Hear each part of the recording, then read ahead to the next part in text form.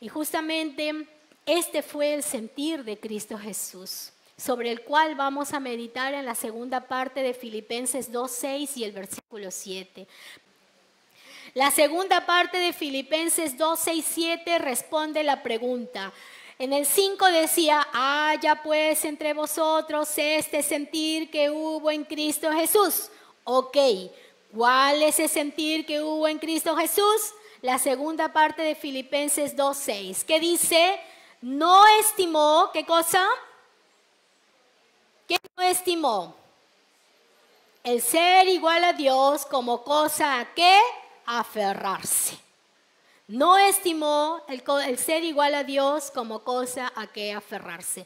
En la lección pasada vimos que Jesús es Dios. Ya nosotros lo tenemos claro, aunque allá afuera hay cada corriente que se levanta que dice que Jesús no es Dios, que es creación y es nuestro hermano mayor, porque primero fue creado Jesús, luego Adán y Eva, ¿no?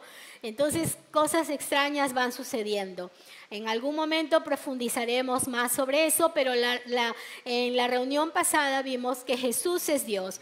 Juan 1:3 dice, todas las cosas por Él fueron hechas, y sin Él nada de lo que ha sido fue hecho. Colosenses 1:16, porque en Él, en Jesucristo, fueron creadas todas las cosas, las que hay en los cielos, en la tierra, visibles e invisibles, sean tronos, dominios, principados, potestades, todo fue creado por medio de Cristo y para Cristo. Jesucristo es Rey, Jesucristo es Señor, Jesucristo es Dios. Y este versículo de Filipenses dice, no estimó el ser igual a Dios como cosa a qué aferrarse. Él es Dios, Señor de la creación. Por Él y para Él fueron hechas todas las cosas. Imagínese usted el día en que llegará al cielo. Por eso me encanta esa canción, bendición y gloria, poder y honra. Esa canción comienza con unos tamboriles que te dan a entender el día en que la iglesia marchará al encuentro con su Señor en el cielo. Qué hermoso será eso. ¿Qué harás tú cuando estés arriba? Yo recuerdo de chiquilla la canción de Marcos Vidal, Cara a Cara. ¿Han escuchado esa canción? Solo déjame mirarte cara a cara y rendirme como un niño, en perderme como un niño en tu mirada. No importa estar a los pies, Señor, solo quiero estar allí. Pero no se trata solamente de alegrarse, de estar cuando lleguemos al cielo, gozar y ver al Señor en su esplendor, porque el Señor está en este lugar. Y si no aprendemos aquí a adorar, a temer, a servir al Señor, no nos va a impresionar cuando lo miremos allá arriba.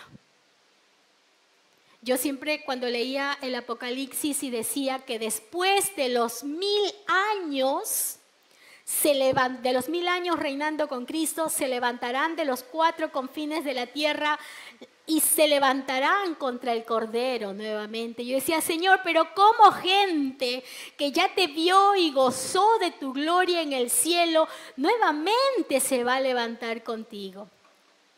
Habemos personas que todavía no tenemos claro lo que es Dios en nuestras vidas.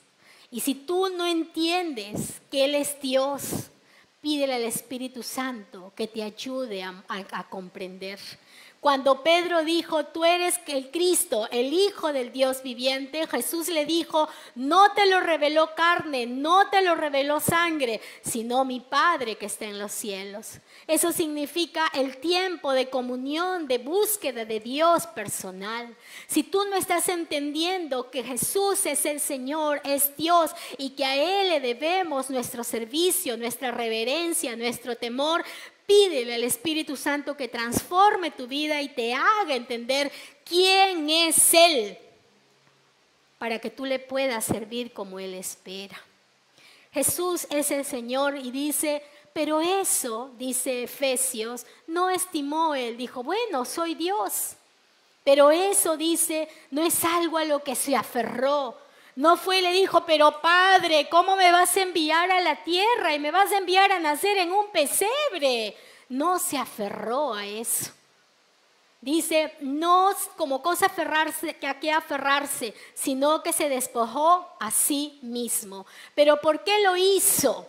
¿Por qué tuvo que hacer esto Jesucristo? La historia comienza en Génesis capítulo 2, versículos 16 y 17.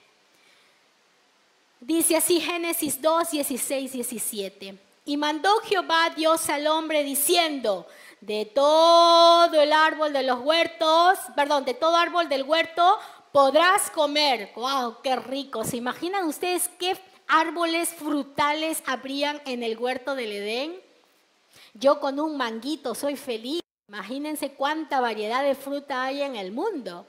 Y les dijo, de todos los árboles del huerto podrás comer. Todo lo puedes comer, mas del árbol de la ciencia del bien y del mal no comerás, porque el día que de él comieres, ciertamente.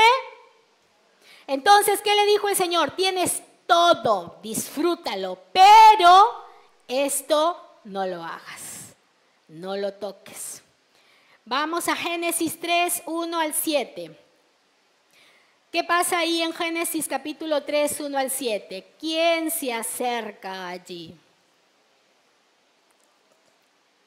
Dice así, pero la serpiente era más astuta que todos los animales del campo que Jehová Dios había hecho y dijo a la mujer.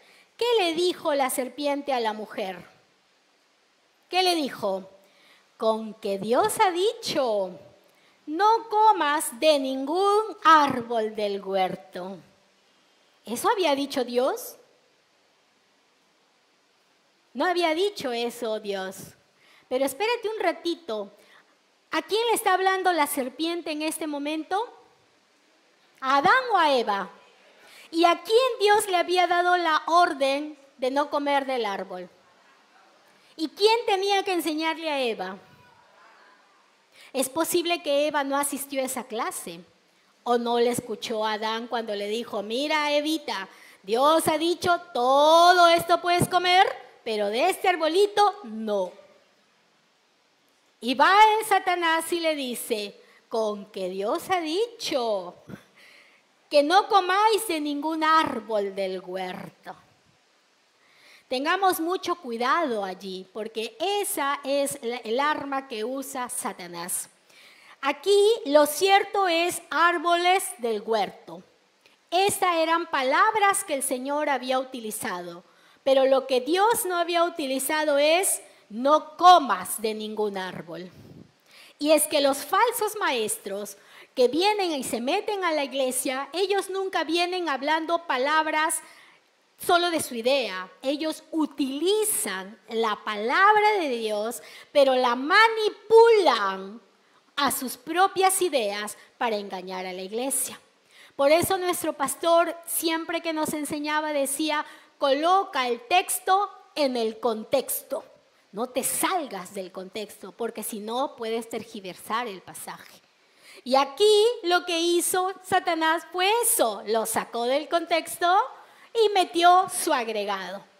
¿Qué hizo Jesús cuando Satanás hacía eso con Jesús en el desierto? Mira Jesús, tienes hambre. ¿Qué dice la Escritura? Convierte y y les decía. ¿Qué le decía Jesús? Escrito está y nada más. Le repetía la palabra y cortaba. Cuando usted escuche algo extraño, no se ponga a discutir ni a pelear. La palabra dice así y es suficiente. A veces nosotros entramos en peleas y en discusiones y hasta lo hacemos en Facebook, en Twitter, en Instagram. Y la gente dice, sobre todo los ateos o los que se oponen a la iglesia, así dice que son cristianos. Hay que tener la actitud de Jesucristo, pero esa actitud no la tuvo Eva, y Eva se pone de bonachona a explicarle a Satanás lo que debía hacer. Y le dice, versículo 2, y la mujer respondió a la serpiente, del fruto de los árboles del huerto podemos comer, pero del fruto del árbol que está en medio del huerto, Dios dijo, no comeréis ni le tocaréis para que no muráis. Pero ya aquí había agregado también Eva. El Señor le dijo, de este árbol no comeréis. Ya Eva le mete, no comeréis, no tocaréis. Pero lo cierto es para no morir. ¿Y qué le responde? Ya, o sea, cuando tú ya entras a la discusión, cuando ya entras al punto de la confrontación, entonces ya estás allí seducido. Por eso es mejor pones la palabra, lo siento, la Biblia me dice así y lo que tú me digas no tiene sentido. Porque ya yo sé, he aprendido y el Señor me ha dicho en su palabra que es así. Pero Eva no. Eva continúa, le da pie a la serpiente. Entonces la serpiente le dijo a la mujer, no moriréis, sino que sabe Dios que el día que comáis de él, serán abiertos vuestros ojos y seréis como Dios, sabiendo el bien y el mal. Miren lo que está tocando el corazón de Eva. ¿Qué le está ofreciendo Satanás a Eva?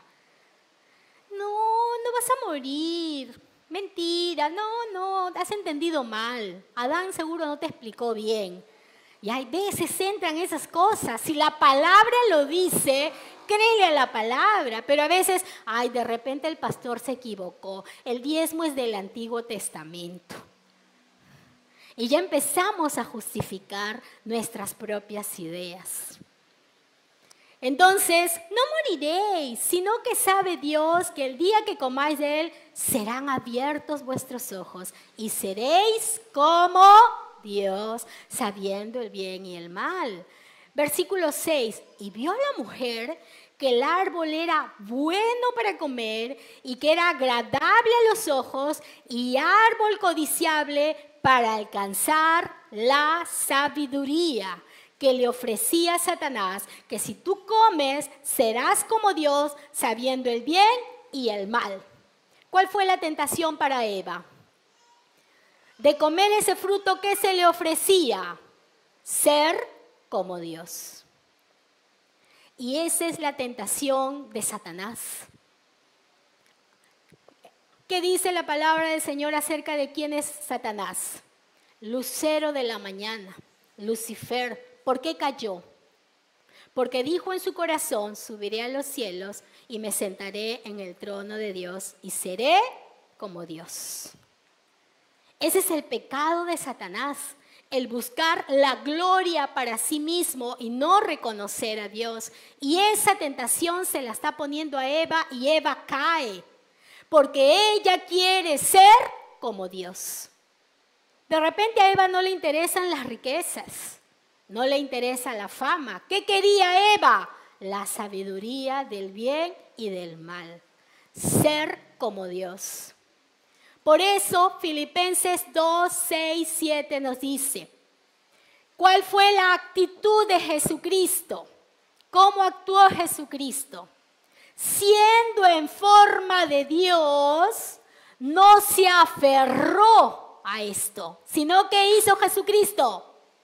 Se despojó de toda gloria, se despojó de todo reconocimiento para darle la honra y la gloria a su Padre. Y esa es una de las cosas que nosotros debemos tener en cuenta, amados hermanos, porque muchas veces nos alejamos de Dios buscando nuestra propia gloria. Buscamos ser reconocidos en algo. No tengo tiempo porque tengo que estudiar. No tengo tiempo porque tengo que trabajar. No tengo tiempo porque tengo que cuidar de mi familia. No tengo tiempo porque tengo que cuidar de mis negocios.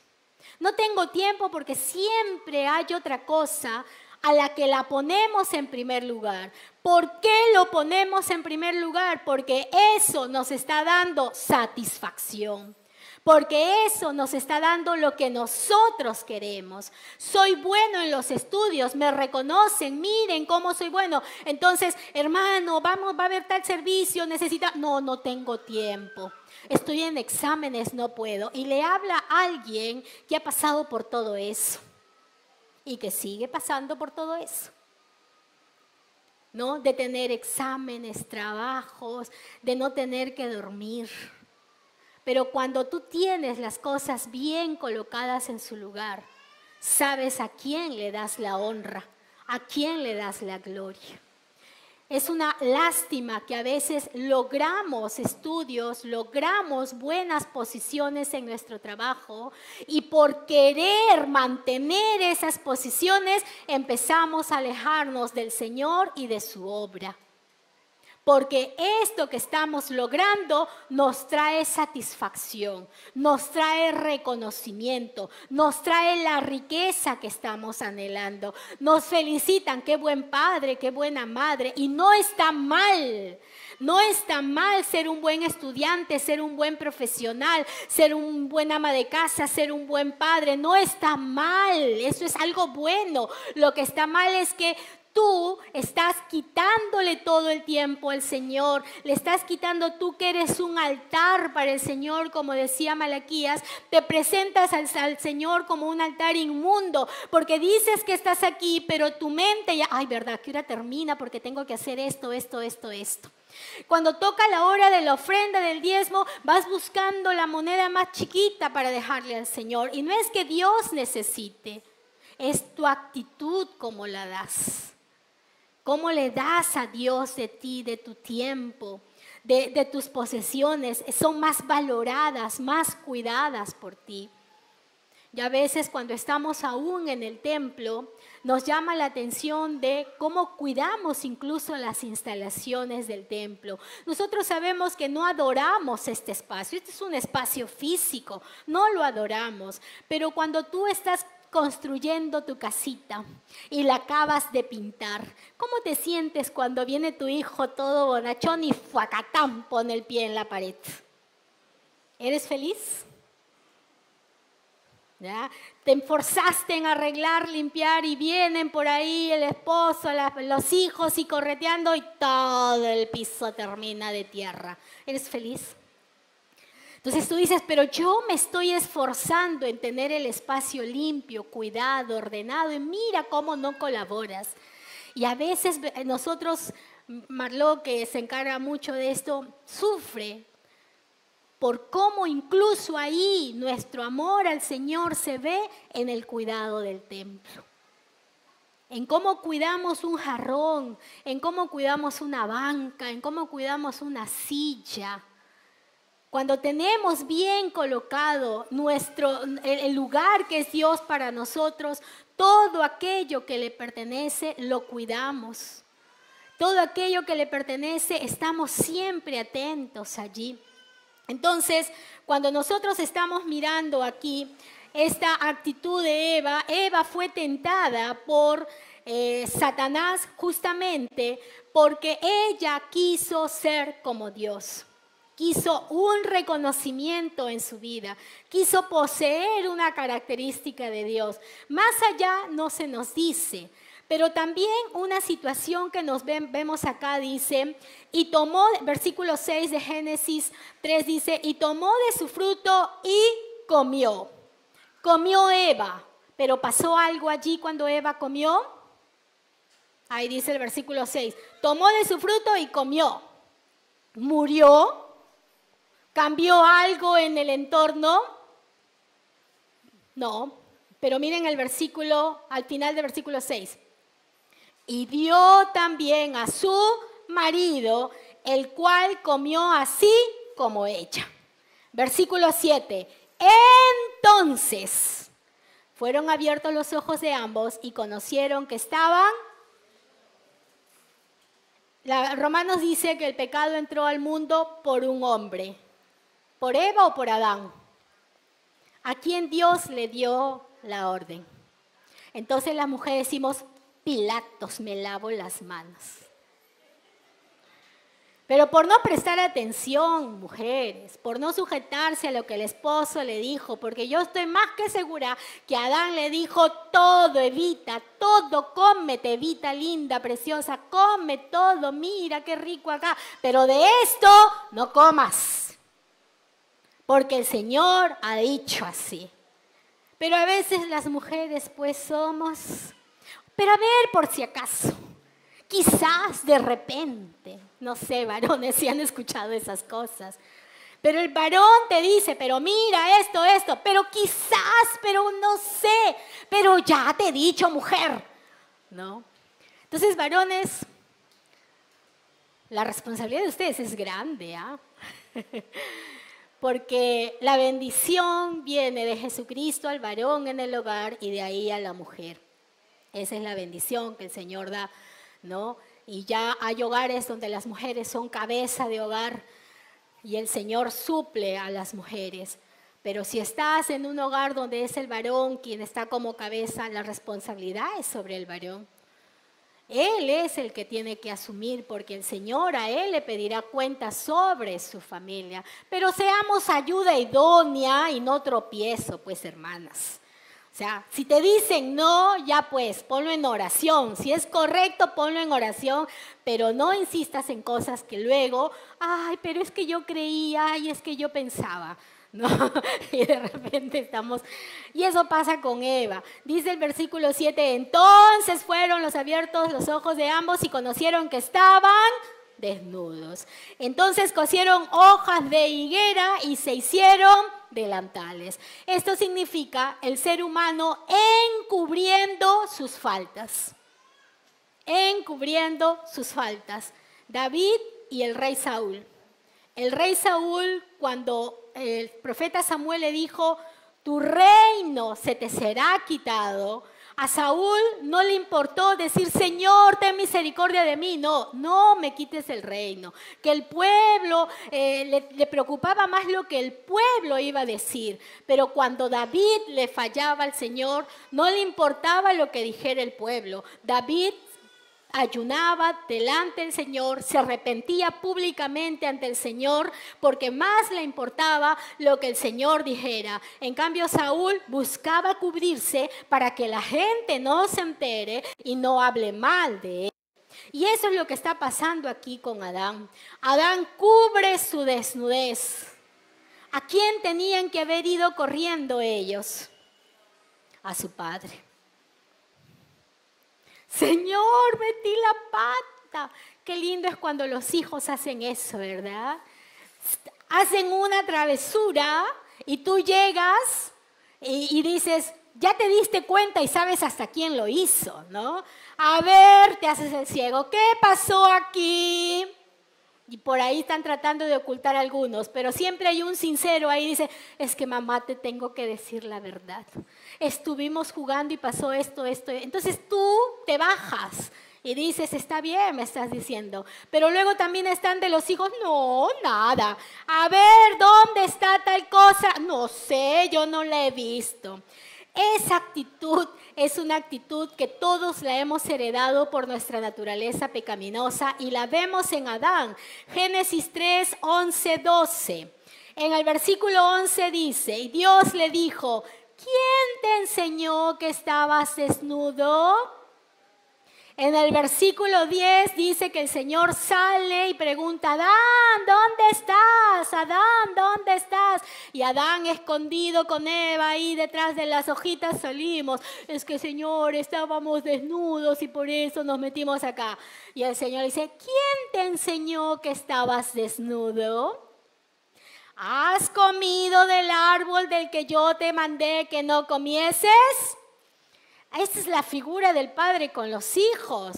Y hay hijos arrepentidos que dicen, papá, perdóname. Pero Adán no hizo eso. ¿Qué hizo Adán? La mujer que tú me diste. O sea, tú tienes la culpa. Porque si me hubieras dado una mejor mujer, esto no hubiera pasado. No aceptamos nuestras responsabilidades. Y eso es un pecado muy común. A veces cuando conversamos y usted mismo converse con sus hijos o alguna persona comete una falta contra usted, escuche. A veces las personas dicen, vengo a disculparme. Y en vez de decir, mira, hice esto, por favor, perdóname, discúlpame, te dicen, es que hice esto porque tú me dijiste así, así, así. Eso no es una disculpa, eso es un encubrimiento. Y eso es lo que está haciendo Adán aquí. La mujer que tú me diste por compañera me dio del árbol y yo comí. Esta historia hubiese tenido un giro diferente si nuestra actitud delante de Dios es como la de un David, es como la de un Pedro, que cuando le fallamos a Dios reconocemos y no ocultamos nuestras faltas. No buscamos culpables. Ay, es que Señor, yo no puedo por esto, por esto, por esto, por esto. El Señor sabe todo eso, pero si nos pide algo es porque también sabe que nosotros lo podemos hacer. Pero si le andamos poniendo las mil excusas, pues ahí está el problema. Entonces el Señor empieza a dar una serie de consecuencias a Adán, a Eva, pero vamos a Génesis 3:15 y le habla a la serpiente Satanás y le dice, pondré enemistad entre ti, la serpiente, y la mujer, entre tu simiente y la simiente suya. Wow. Esta te herirá en la cabeza. ¿No? Le dice a la serpiente, esta, refiriéndose a la simiente de la mujer, esta te herirá en la cabeza. ¿Cómo así? Recuerden ustedes, cuando hablamos de simiente, hablamos de descendencia. La descendencia viene a través de la mujer. Si no hubiesen mujeres en este mundo, no habría descendencia. ¿Ya? Por eso las mentiras de Satanás son atroces. ¿Ya? Mujeres queriendo ser hombres y dicen que los hombres ahora pueden tener hijos. Mentira, es una mujer. Porque no hay ningún varón, lógicamente hablando, que pueda traer hijos al mundo. Porque su estructura reproductiva no está habilitada para traer hijos al mundo. No tiene espacio donde tener a un bebé ahí. El varón aporta, pero es la mujer quien lleva en el vientre. Y le dice, de su simiente vendrá uno que te herirá en la cabeza. Y luego, en Génesis capítulo 12, han pasado muchas generaciones después de esta promesa y Dios decide llamar un pueblo para sí mismo. Y ese pueblo lo forma desde Abraham, el patriarca Abraham. Y le dice a Abraham, sal de tu tierra, sal de tu parentela, deja todo esa tierra, Ur de los caldeos, déjalo. Y el versículo 2 de Génesis 12, y haré de ti una nación grande, te bendeciré y engrandeceré tu nombre y serás bendición. Esa es una promesa para Abraham. Pero en la segunda parte dice, bendeciré a los que te bendijeren y a los que te maldijeren maldeciré y serán benditas en ti todas las familias de la tierra. Esa promesa que el Señor hizo en el huerto del Edén, vendrá de la simiente de la mujer uno que te pisará la cabeza. Empieza al Señor a cumplir su perfecto plan en la creación de un pueblo desde donde vendría su hijo. Y para eso llama a Abraham.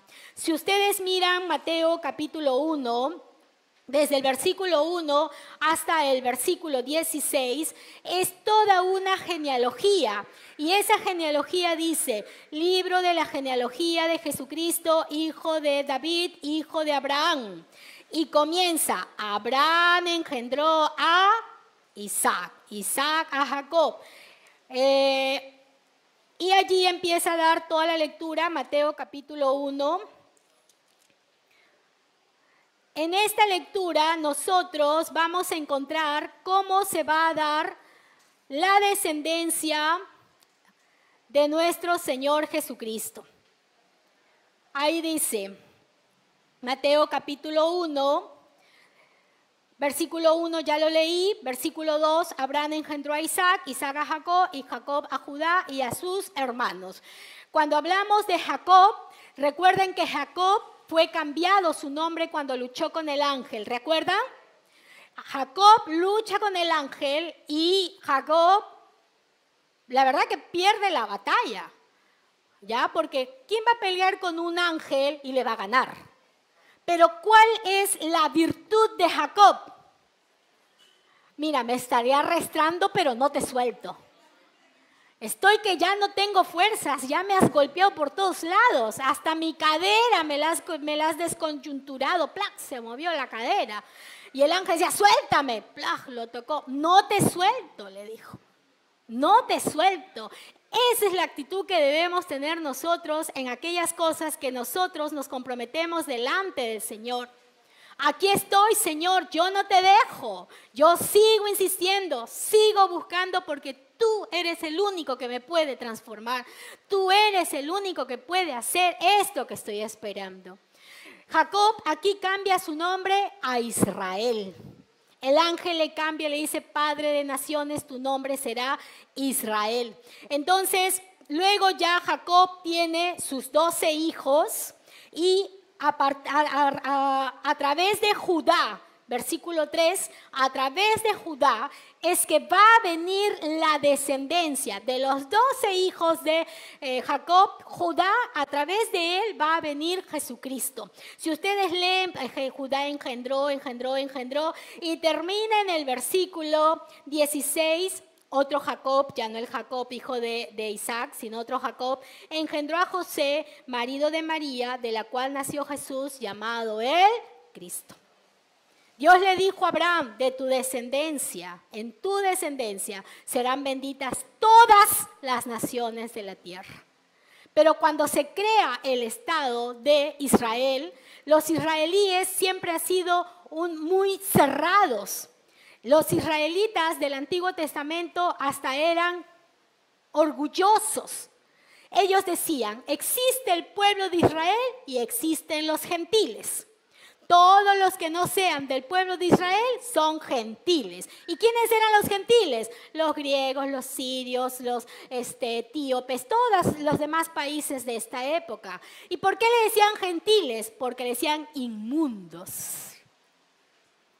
Esos son unos inmundos, incircuncisos, pecadores, blasfemos, sucios. Así trataba el pueblo de Israel a todo el que no era de su nación.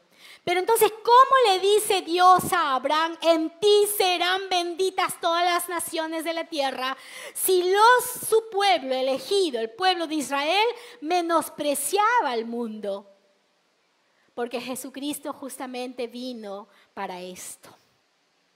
Para eso vino Jesucristo, para enseñarnos el camino. El pueblo de Israel era el pueblo elegido y nosotros somos los adoptados, los que fuimos injertados en este pueblo. Y a través de Jesucristo nosotros hemos podido tener la bendición de ser hechos hijos de Dios.